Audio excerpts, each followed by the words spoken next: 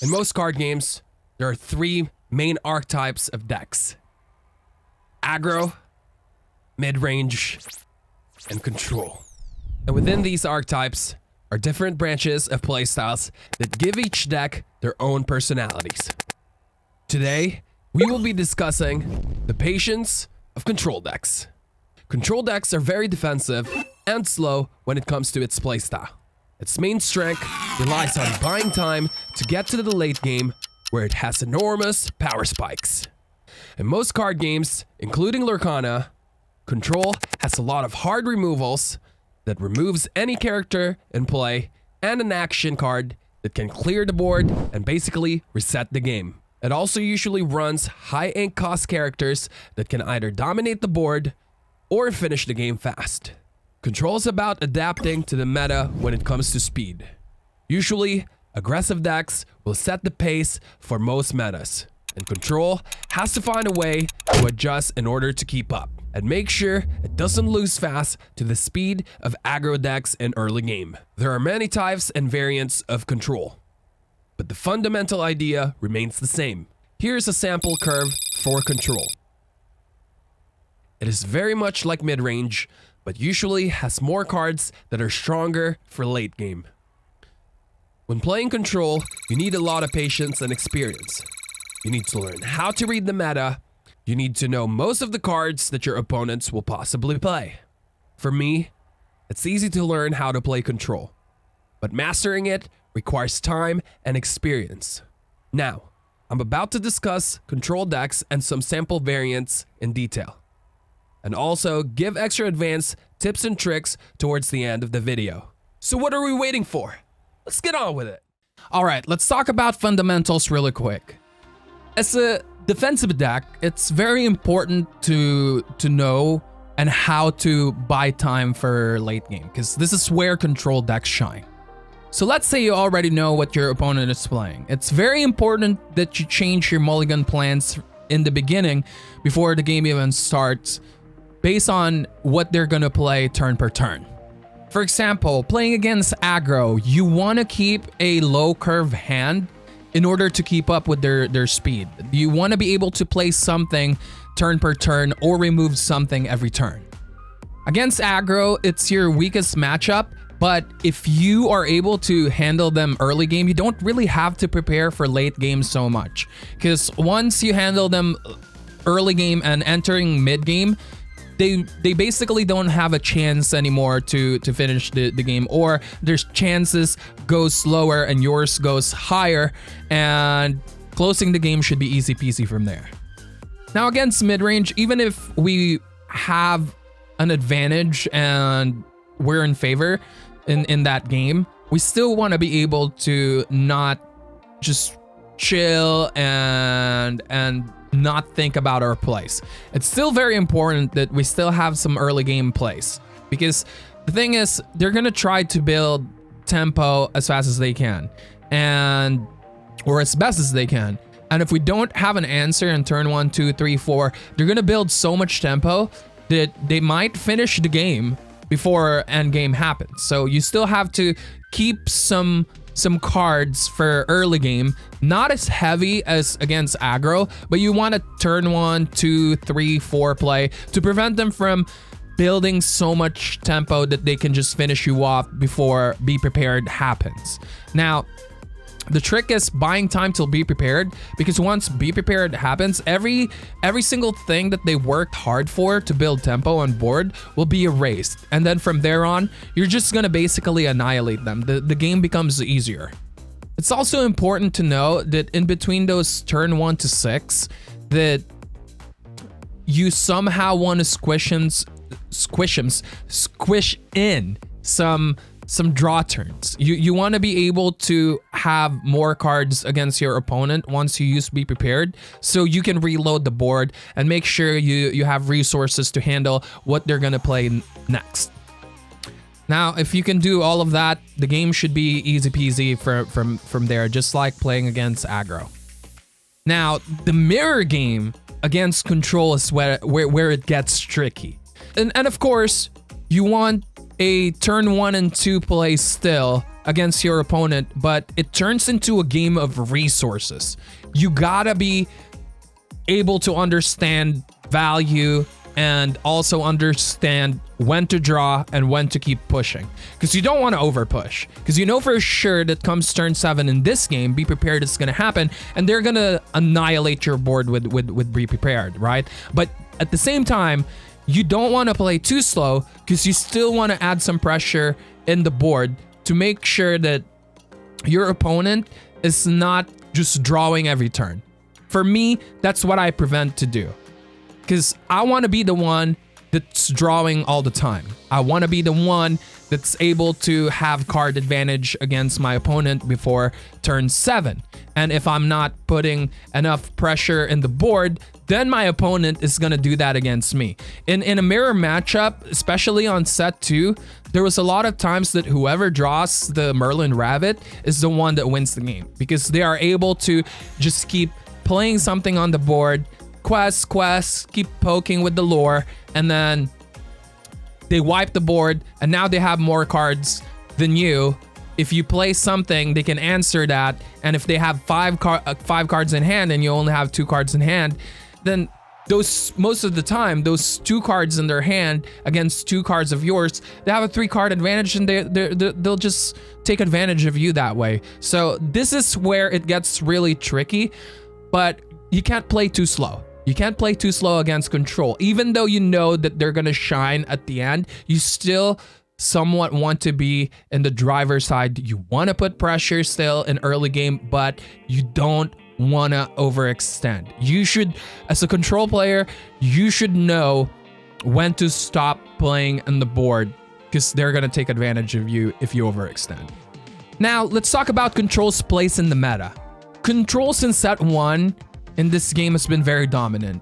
And the reason why is that aggro's presence in the game is not everywhere. And this is due to Steel dominating aggro, and Steel decks are everywhere. You have Amethyst Steel, you have Steel Song, you have Steel Green now too, and you get the idea. Steel is just really strong against aggro because they have a lot of pingers that's able to deal with small and wide board.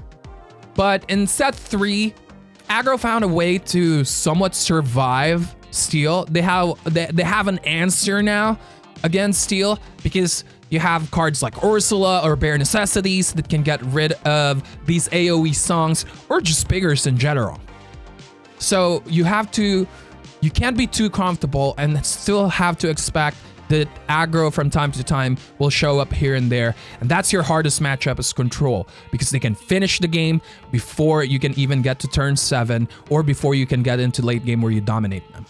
Also, we have to be mindful that mid-range deck is at its all-time high, right? There's a lot of mid-range decks that's being played now, and this means aggro still will be scared to join the meta. I mean, it's joining the meta. You see Ursula Amethyst now being played a lot, but with mid-range being everywhere, there's still gonna be less aggro players compared to mid-range and control. And this goes to the fundamentals of the rock, paper, scissors of card games. If you don't know what it is, aggro beats control, like what I said. Control beats mid-range, and mid-range beats aggro. Now, don't get too comfortable with control beating mid-range, because the thing is, mid-range is very flexible. Let's say that we go back to the rules of chess. If you are white, you are usually 51-49 against black, right? And it's kind of like the same with mid-range. You aren't favored against it, but the mid-range in this game, it's not the typical mid-range in most card games. It's not like heavy in the body. There's a lot of, well, there are some of that, right? Ruby Fossa is an example of it, and there are other mid-range decks as well that does that. But in this game, there's a lot of mid-range control decks. And I know people want to keep it simple with just aggro mid-range control, but I think it's very important that that you learn the sub archetypes or archetypes. I never really know how to pronounce that right. It's important to know that because mid-range control gets a 51-49 matchup against control, in my opinion, because they're not super ultra megatonic heavy in mid-range. They have a lot of control aspects in them that they can still keep up when it comes to late game. Okay, now let's talk about an example of a control deck, and this is the best example, Ruby Amethyst. Now, this is not the best variant of it. There's a lot of different versions of this, but this is how I like to play my Ruby Amethyst, and I've had a lot of success with it. I'm currently 17-2 in Pixelborn with this, and I've used it in a tournament last Saturday in a local game store, and I went 2-0, 2-0, 2-0 with it. It's playing really, really smooth for me. I don't really want to change anything else, and I think this is what I'm going to be bringing in the future unless meta changes, you know, or I keep playing it and I notice that, okay, maybe I should cut one of the crabs and stuff like that. But this is an example of a control deck. This is not a video about Ruby Amethyst, first of all. This is an example of learning how to play and mastering control decks. If you want that video, I'll have that posted tomorrow because I am actually going to be doing a video for Ruby Amethyst. But let's focus first and understand what control does. So let's go ahead and start with the late game. Let's starting with Maui and talk about like going into Be Prepared. Now, starting with Maui, you can already see the power spike that I'm talking about once it comes to late game or late mid to late game, right? We have Maui. He has Rush, his 6'5" body. It's probably one of the best cards / body in the game. There's other 6'5s in the game. Don't get me wrong, there's 5'6" as well and all that. But Maui, the fact that he has Rush is just so good.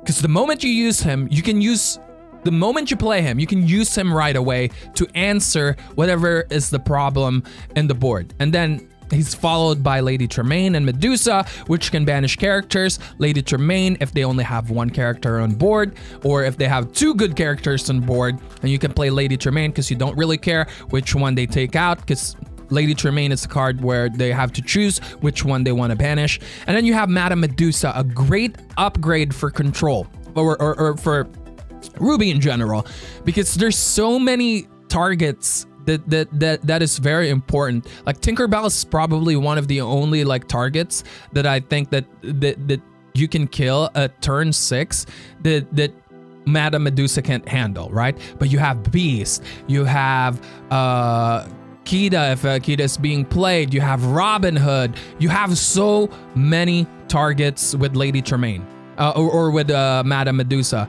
And then she's followed by Be Prepared, which is probably the thing that screams on this deck that, yes, I am a controlled deck.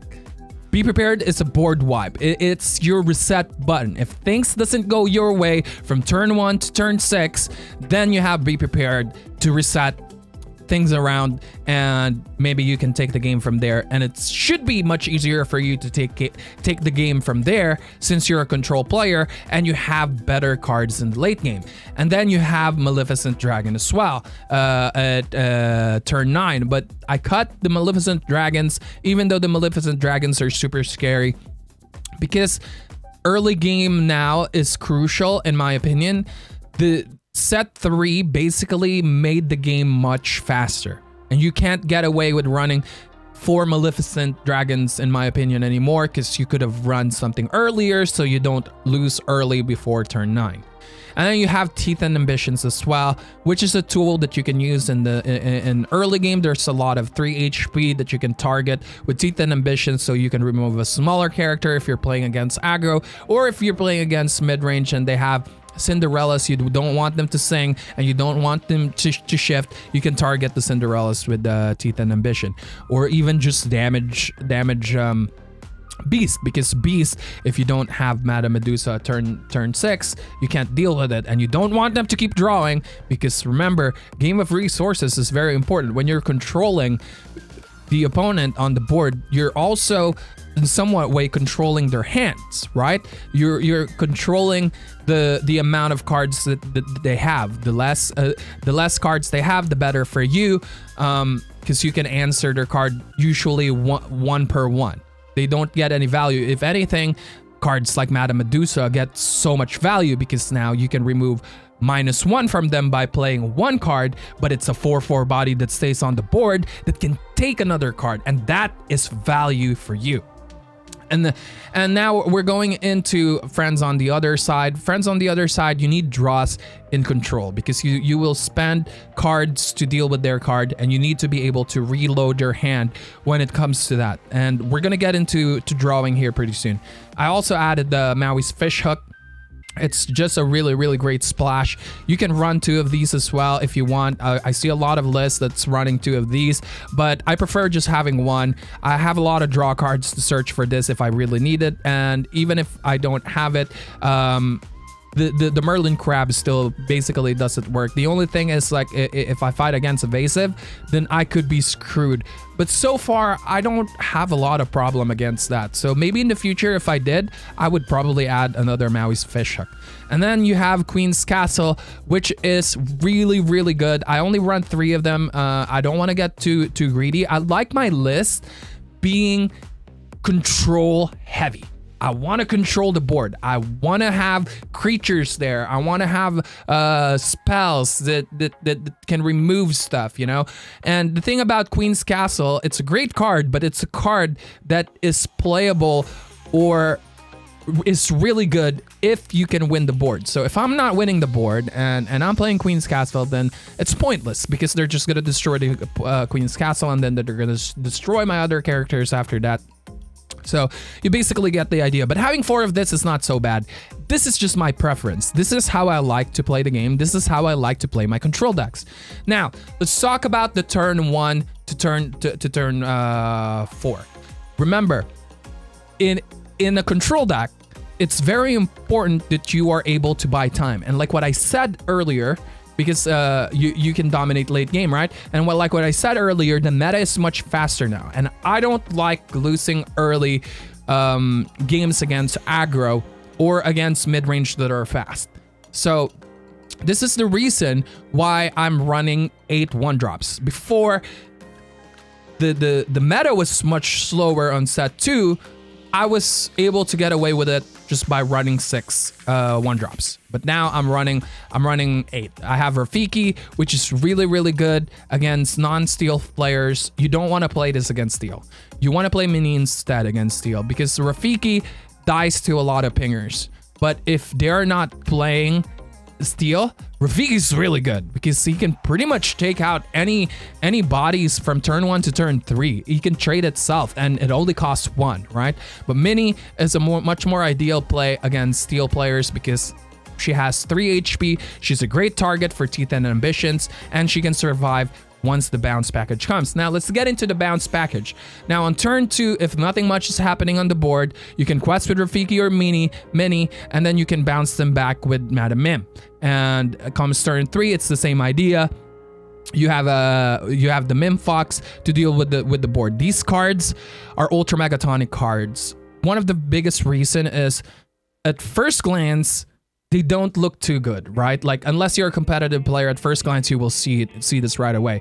But if you're a casual player, at first glance, Madame Mim package can be intimidating, because like, what? Like, I spent 1 mana in the board on turn 1. I don't want to bounce that back in my hand, right? I don't want to put that back in my hand. I want that to stay in the board. But the thing is, like, this is basically upgrading what you played on turn 1, plus you get to return it into your hand, right? Now you can ink them. Now you have card advantage against your opponent. You're not really trying to finish the game early. So having a wide board is not essential for control decks. Having a few bodies that can deal with whatever they drop is good enough. And that is why Madam Mim package is so good, especially the Fox. The Fox can bounce things back, and then it has Rush. And 4-3 can take out most things on turn 1 to maybe even turn 5. And if you don't play these, if you gain control of the board by playing Mini, bounce Mini with the Madam Mim Snake, now you can slow things down if you don't have anything to deal with it in the board.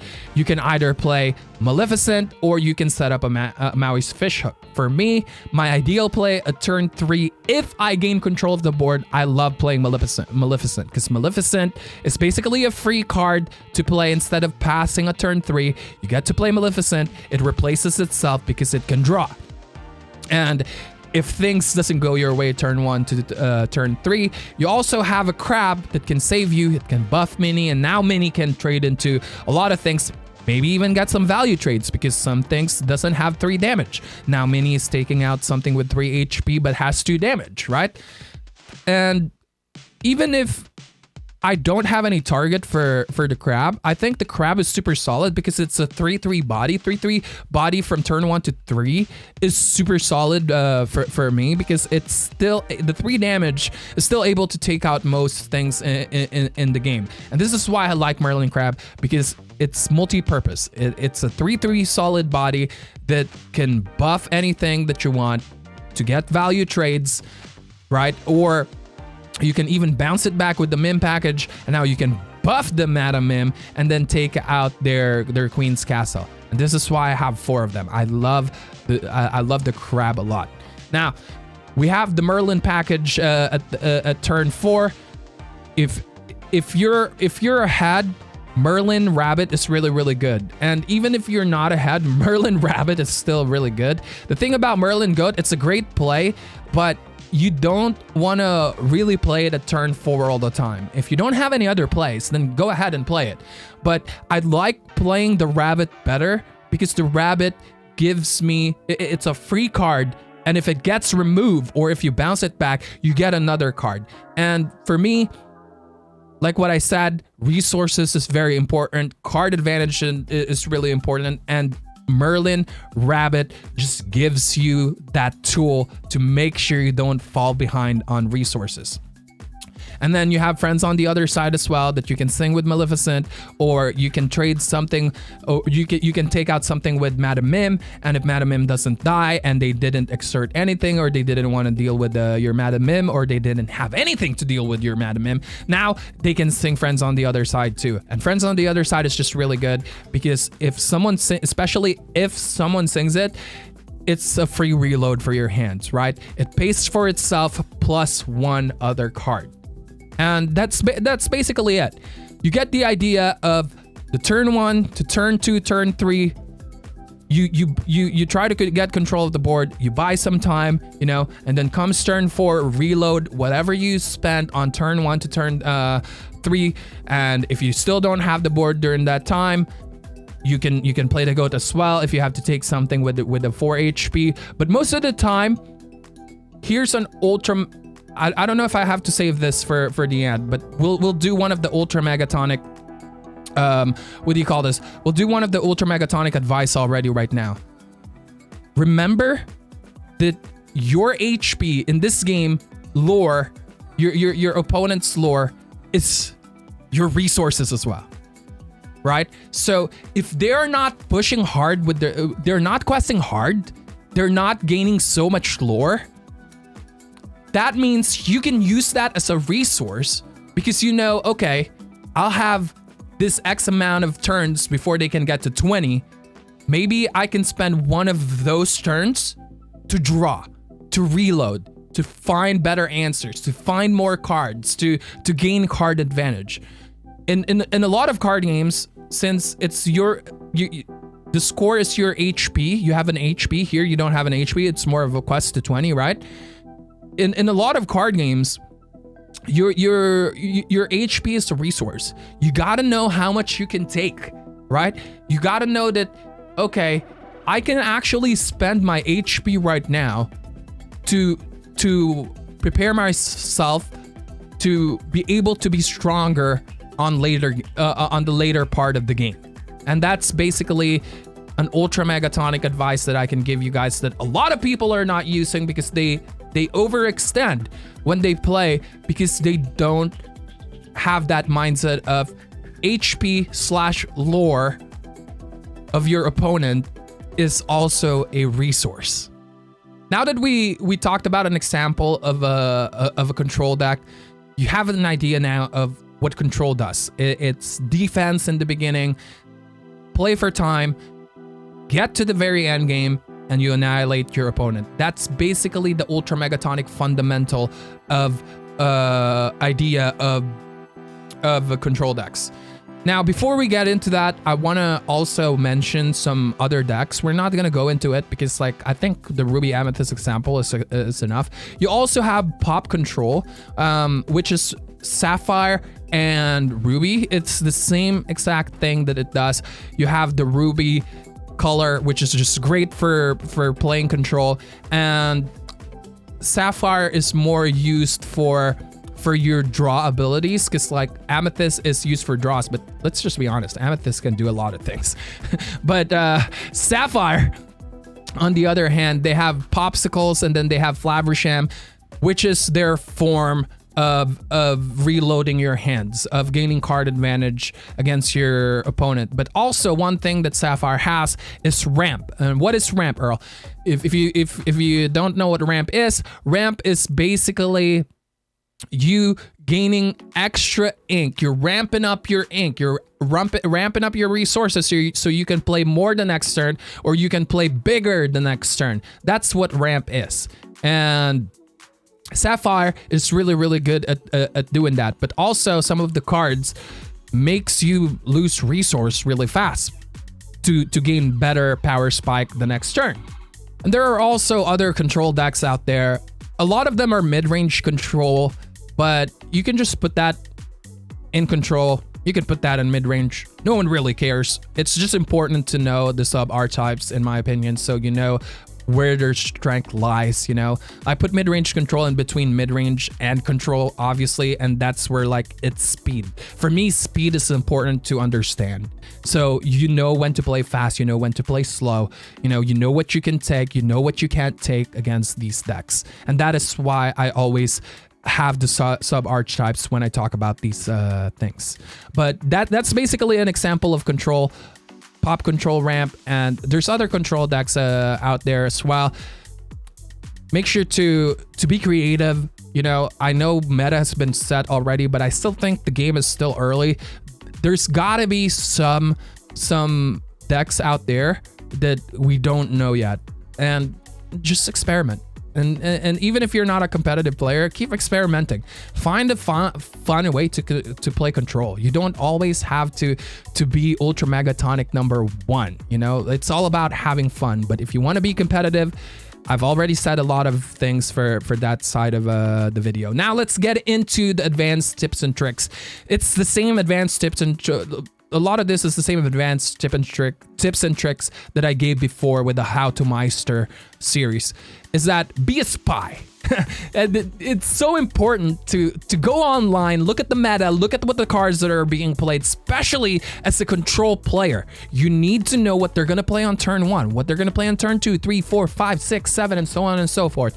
That way you know exactly what answers you're gonna do, and you can prepare 2, 3, 4 turns ahead on what they're gonna be doing. So for example, Maui doesn't get played till turn 5, but if you know that there's a big ultra megatonic card that's gonna close them the game at turn 5 or even at turn 4, you are prepared. Right? Be prepared. You are prepared. Maui is there. You didn't ink Maui because you know that you're going to be using Maui at turn 5. So it's very important to know what your opponent is playing. I think that is one of the most essential part as a control player. If you play control blind and you have no idea what the meta decks are or what cards your opponent can possibly play if they use this ink or that ink, if they had the element of surprise, you can minimize the element of surprise by knowing, all right, these are the possible cards that you can play with Emerald. These are the possible cards that you can play with Amber. And you get the idea. So go online, you know, look at what people are playing, what cards are being played, what meta decks are being played. It's very important to have that knowledge as a control player. Now, deck building. This is the second tips and tricks that I'm gonna advanced tips and tricks that I'm gonna tell you. Going back to the first tips and tricks, knowing your opponent's deck is very important, but knowing the meta is ultra megatonic important because you have to know how fast the meta is. The main weakness of a control deck is speed. It doesn't have the fastest curve. It doesn't have the fastest speed in the game. It doesn't shine in early game. It shines in late game. So your weakest matchup is aggro. If you are going into a matchup against aggro and you're playing a super greedy control deck and you decide you're only going to run 4 1-drops or 2 1-drops or even 6 1-drops. Like, I'm scared of running 6 1-drops now because of how fast the meta is. You can't keep up with those. So if you know that the meta has aggro now, if you know that the other decks, even the mid-range decks, are playing faster, if you know that the other control decks too are playing faster, you'd be able to somewhat keep up with them, and they're not gonna get control of the board fully in early game, because it's hard for you to fully control the board in early game, right? Because that's not where you shine. But let's just be honest, Ruby Amethyst control has the tools for early game as well. It's just a well-rounded deck. But even then, I have to run 8 1-drops now. I have to run extra Merlin Crabs because I know exactly what the meta is. Merlin Crabs now is not your ultra megatonic answer for aggro, but because I know the meta, even if I wasn't just building for aggro, I know for sure that the locations is a big threat to me. So cards like Merlin Crab allows me to buff the bodies that I already have on board, and I don't get annihilated by locations because I know I have tools like Maui's fish hook, Merlin Crab, and Maui to be able to deal with these locations. So spying on other decks, look at Twitter, look at websites, look at the YouTube. You'll be able to see what's winning competitions, what's being played a lot, all these deck profiles that's being done by other creators as well. Check them out, or check out my Meister deck profiles as well. I do a lot of meta decks, and I also do fun decks. So if you're into fun decks, make sure to check it out. But yeah, those are the 2 ultra megatonic advanced tips and tricks. It's really knowledge that's super, super, super important. And then after that, I don't have to use it as an ultra megatonic advanced tips and tricks. You just really have to practice. You have to play a lot of games in order for you to memorize lines, especially if you're not playing on an online simulator.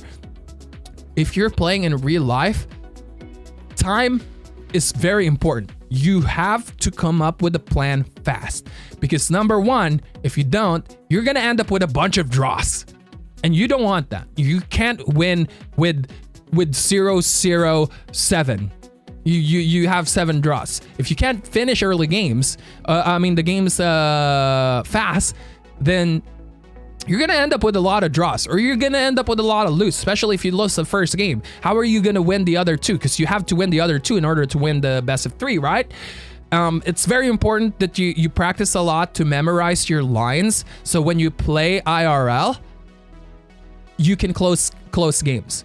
Because the thing about control is your games are always going to be long, because you don't shine until late game. Most of the time, until mid-late game, you're not going to be able to annihilate your opponent. So if an aggro deck can finish at 5 minutes, you have to always give yourself at least like 12-15 minutes per game, and you only have 1 hour to finish the games, right? So be mindful of that so you don't end up with a bunch of draws. All right, if you guys enjoyed this video, don't forget to smash that like, subscribe, and bell button. And if you learned something as well, or you have any questions, make sure to comment down below. Even just leave an emoji. It helps a lot. Other than that, I will see you guys tomorrow with the Ultra Megatonic Amber Amethyst tutorial for Meister deck profiles. Till then, I hope you guys have a great, wonderful day. Take care. Peace!